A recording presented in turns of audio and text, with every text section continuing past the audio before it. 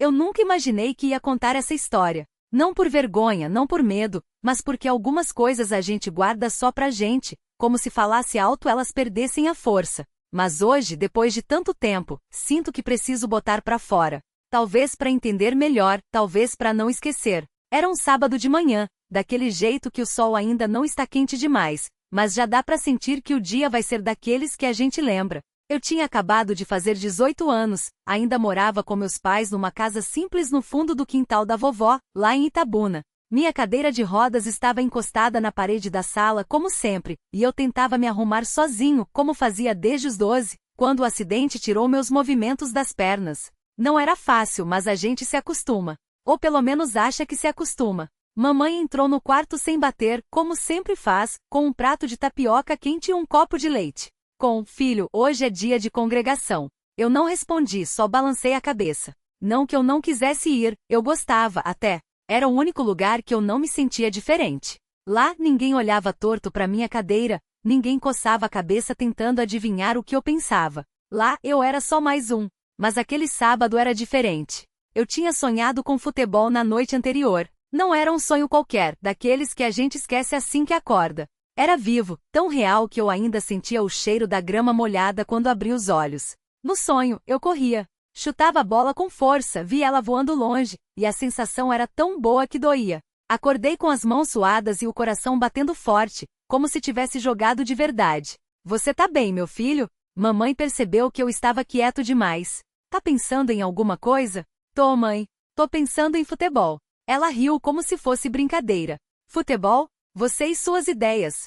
Mas eu não estava brincando. E ela deve ter visto isso no meu rosto, porque parou de rir e sentou na beira da cama. O que foi então? Eu quero jogar. Silêncio. Ela não disse nada, só ficou olhando para mim, como se estivesse tentando entender se eu estava falando sério ou se era alguma coisa da cabeça. Eu também não sabia explicar direito.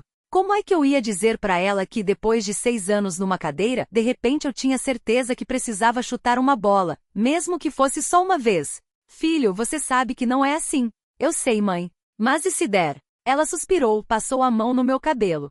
E como é que você vai fazer isso? Não tinha resposta. Só tinha o sonho, a vontade, e uma coisa estranha no peito que não me deixava desistir da ideia. Não sei. Mas eu preciso tentar. A congregação ficava num salão grande, de parede branca, sem janelas, só com aquelas portas altas que davam pro pátio de terra batida. Chegamos cedo, como sempre. Os irmãos já estavam arrumando as cadeiras, varrendo o chão, preparando o café. Eu cumprimentei todo mundo, apertei mãos, dei abraços, como de costume. Mas minha cabeça não estava ali. Estava no campo vazio do lado do salão, onde as crianças costumavam jogar bola depois do culto. Foi então que vi o irmão Paulo. Ele era um dos mais antigos da congregação, homem sério, de poucas palavras, mas que sempre tinha um jeito de fazer a gente se sentir ouvido.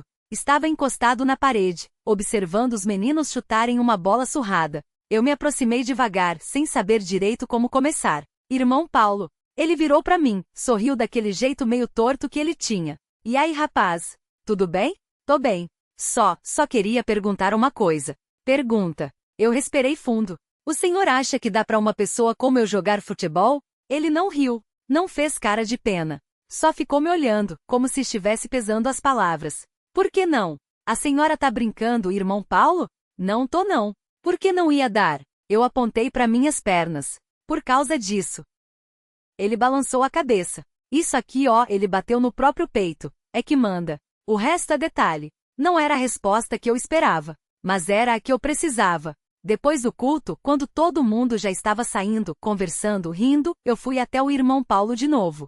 Ele estava ajudando a guardar as cadeiras, suando a camisa como sempre. Irmão Paulo, o senhor falou sério? Sobre o quê? Sobre o futebol. Ele parou, encostou a cadeira na parede e ele enxugou o rosto com a manga da camisa, deixando um rastro de suor na pele escura. Os músculos dos braços se movimentavam devagar, como se cada gesto fosse calculado. Claro que falei sério, disse, pegando outra cadeira. Por que ia ser brincadeira? Eu olhei pro chão, pro piso de cimento gasto, cheio de marcas de sapatos e rodinhas de cadeira. Não sabia como explicar. Como dizer que desde pequeno eu via os outros correndo, chutando, pulando e eu sempre ficava de lado, assistindo. Como dizer que mesmo antes do acidente eu já não era bom o suficiente e agora então? Eu não consigo nem ficar em pé direito, falei, mais baixo do que queria. Ele largou a cadeira no chão com um baque surdo. Quem disse que futebol é só ficar em pé? Perguntou, cruzando os braços. Você já viu um goleiro? Claro. E o que ele faz? Fiquei confuso. Fica no gol.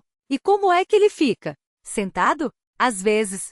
Às vezes asterisco sempre asterisco, ele corrigiu. Tem goleiro que joga a vida inteira sem sair do chão. Tem zagueiro que defende com a cabeça, com o peito, com o que tiver. Tem atacante que faz gol deitado. Ele se agachou na minha frente como se fosse mostrar algo. O futebol não é só perna, menino. É cabeça. É coração. É asterisco vontade asterisco.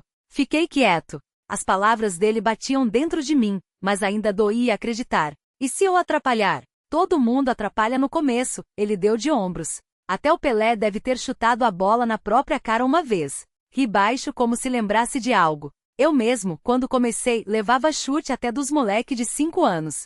Mas não desisti. O senhor jogava? Joguei. Ele se levantou, passou a mão no cabelo curto, grisalho. Não fui craque não. Mas joguei. E aprendi uma coisa. O campo não pergunta se você é manco, aleijado ou coxo. O campo pergunta se você quer estar lá. Fiquei olhando para ele, sentindo o peso daquilo. Não era só sobre futebol. Era sobre tudo. E se eu não conseguir? Então você tenta de novo, disse simples. Até conseguir. Ou até cansar. Mas pelo menos você vai saber que tentou. Ele pegou a última cadeira e empurrou para perto da parede. Sábado tem pelada no campinho atrás da igreja. Chega cedo. A gente te ensina. Não prometi nada. Só assenti devagar. Quando saí, o sol já estava baixo, pintando o céu de laranja. As ruas estavam cheias de gente indo para casa, crianças correndo, vendedores gritando. E pela primeira vez em muito tempo eu não me senti invisível. Cheguei em casa e fiquei olhando para as minhas pernas. Uma mais fina que a outra, cheia de cicatrizes. Uma que não obedecia direito. Mas quando fechei os olhos vi o campinho. Vi a bola. Vi o irmão Paulo de braços cruzados, esperando. Peguei a bola velha que tinha no fundo do armário. Estava murcha, suja, quase sem ar. Mas ainda rolava. No sábado eu estaria lá. Acordei antes do sol nascer. O corpo doía de um jeito que eu já estava acostumado, aquela dor surda que vem do osso e se espalha pelos músculos quando você fica muito tempo parado. Mas dessa vez era diferente. Não era só a perna ruim, era a ansiedade, uma coisa quente no peito que não me deixava dormir direito. Vesti a mesma camiseta rasgada que usei ontem, calcei o tênis furado no dedão e saí sem fazer barulho. Minha mãe ainda ronca no quarto dos fundos, e o cheiro de café queimado do vizinho vinha pela janela aberta. Andei devagar, arrastando um pouco a perna esquerda, mas sem pressa. O campinho ficava a 10 minutos de casa se eu não parasse no caminho. Quando cheguei, já tinha gente lá. Uns 4 ou 5, todos mais novos que eu, chutando uma bola de plástico que saltava demais. O irmão Paulo estava encostado no muro da igreja, de braços cruzados como eu tinha imaginado. Ele me viu e só acenou com a cabeça, sem sorrir. Não precisava. Chegou cedo, disse uma magricela de cabelo black que eu não conhecia. Primeiro a pegar a bola escolhe o time. Olhei para a bola no chão entre eles. Não era minha, era uma daquelas de couro sintético, quase nova. A minha estava enfiada na mochila, murcha e envergonhada. Não precisa, falei baixinho. Eu só vim pra... Pega logo, cara, interrompeu o outro mais alto de camisa do Flamengo. Senão a gente começa sem você. Engoli em seco. Apertei os dedos na bola e senti o couro liso, quase escorregadio. Não era como a minha, áspera e cheia de remendos. Mas quando a segurei foi como se algo dentro de mim se endireitasse. 2 toques, gritou o irmão Paulo. Nada de mão, nada de xingamento. Quem faltar respeitar, sai. E começou. Os primeiros minutos foram um desastre. Minha perna esquerda não respondia direito, e cada vez que eu tentava correr, ela tremia. A bola escapava, os caras bufavam, e eu sentia o rosto queimar. Mas ninguém falou nada. Só uma magricela, uma vez. Tranquilo, véio. Vai pegando o jeito. Até que num lance, a bola veio rolando pra mim. Não pensei. Chutei com a direita fraco, mas no lugar certo. O alto do Flamengo correu, dominou e fez o gol. Quando olhei pra cima, o irmão Paulo estava me observando. Desta vez, ele assenti. Isso aí, murmurou. O jogo seguiu. Suor escorria pela minha nuca, a camisa colava nas costas. Minha perna doía, mas não tanto quanto antes. Ou talvez eu só não estivesse ligando.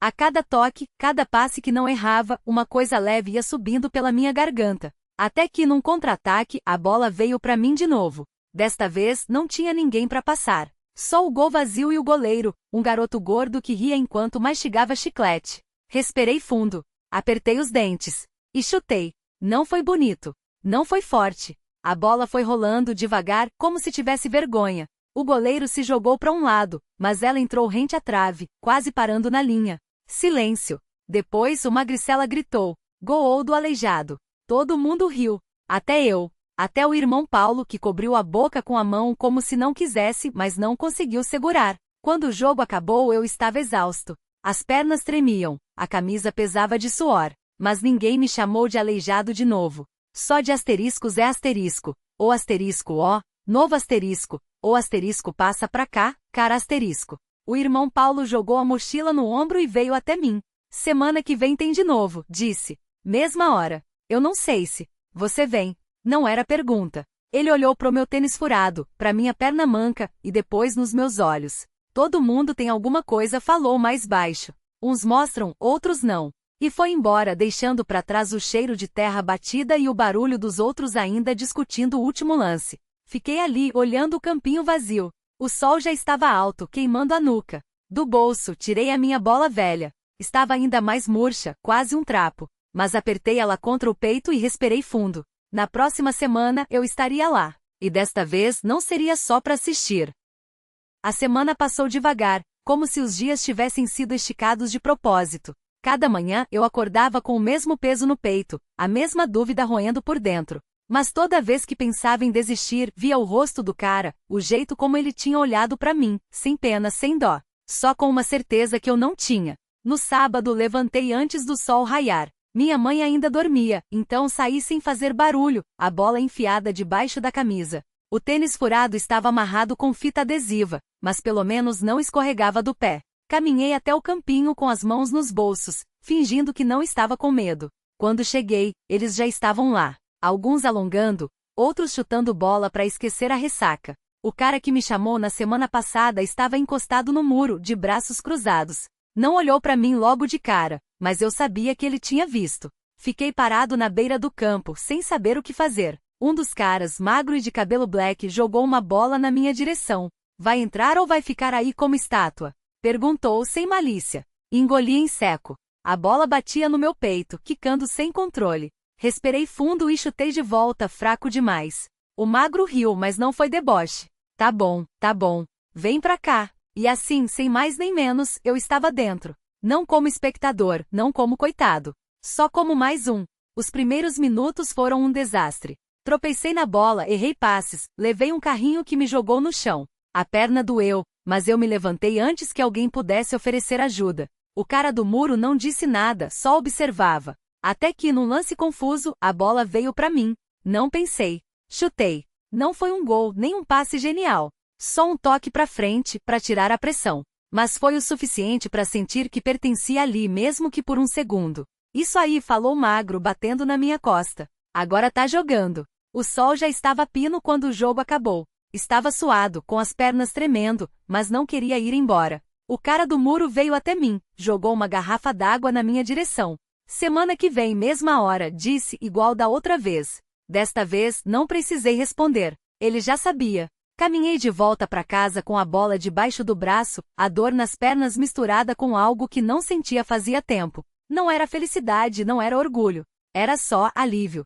Como se, depois de muito tempo, alguma coisa finalmente tivesse encaixado no lugar. A rua estava vazia, só o barulho dos meus passos e o rangido da bola apertada contra o corpo. Passei pela padaria, pelo boteco do seu Nelo, pela casa da Dona Cida com as plantas na calçada. Tudo igual, mas tudo diferente. Como se o caminho de sempre tivesse ganhado um peso novo, algo que eu não conseguia nomear. Cheguei em casa e a porta da cozinha estava entreaberta, como sempre ficava quando a avó estava fazendo almoço. O cheiro de feijão e carne de sol veio forte, misturado com o de sabão em pó. Ela estava de costas, mexendo a panela e não virou quando entrei. Tá na hora, menino, disse sem olhar. Lava essa mão que o almoço tá pronto.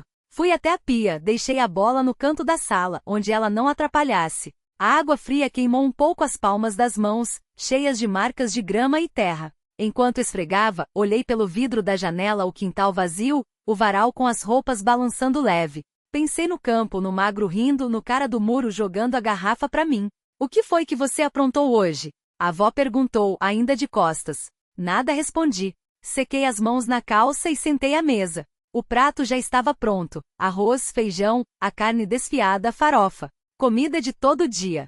Mas, pela primeira vez em muito tempo, senti fome de verdade. Começa a comer que esfria, ela disse, colocando um copo de suco na minha frente. Obedeci. O garfo rangia no prato, o sal picava nos arranhões dos joelhos. A avó se sentou do outro lado, cortando a carne devagar, como sempre fazia. De vez em quando, ela olhava para mim de esguelha, como se estivesse esperando alguma coisa. Tá quieto hoje, comentou, depois de um tempo. Engoli o naco de carne antes de responder. Tô cansado. Ela não insistiu. Terminou de comer, levou os pratos pra pia, enxagou-os um por um. Eu fiquei ali com as mãos apoiadas na mesa, ouvindo o barulho da água. Vou dormir um pouco, falei, levantando. A avó virou pra mim com as mãos ainda molhadas. Tá bom, mas não esquece de arrumar a cama depois. Assenti. No quarto, tirei a camisa suja de terra, joguei no cesto. Deitei de bruços com o rosto virado pro lado da parede onde ainda tinha um pôster rasgado de um time que eu nem lembrava mais porque tinha colado ali. Fechei os olhos, mas não consegui dormir. Ficava revivendo os lances, o toque da bola no pé, o grito do magro quando marquei o gol, a sensação de não estar sozinho naquela merda toda. Abri os olhos de novo, olhei pro teto. Havia uma rachadura no reboco fina que cortava a parede toda como um risco de caneta. Pensei na semana que vem. No mesmo horário, no mesmo campo. No cara do muro me esperando. E pela primeira vez em muito tempo, não era uma promessa que eu queria quebrar. Amanhã ia ser igual, acordar tarde, café fraco, a voz da mãe chamando do corredor. Mas hoje era diferente. Levantei, peguei a bola que rolava debaixo da cama, meio murcha, com remendos feitos de fita isolante. Apertei ela contra o peito, como se pudesse guardar ali aquele peso bom que sentia nas pernas. Desci a escada sem fazer barulho. A rua estava vazia, só o poste piscando no fim do quarteirão. Chutei a bola devagar contra o muro, uma, duas vezes. Não era o campo, não tinha um magro gritando nem o cara do muro de braços cruzados. Mas era alguma coisa. Quando voltei pro quarto, a rachadura no teto parecia maior. Ou talvez fosse só a luz da lua entrando pela janela. Deitei de novo, mas agora com a bola ao lado, como se fosse um acordo. Dormi.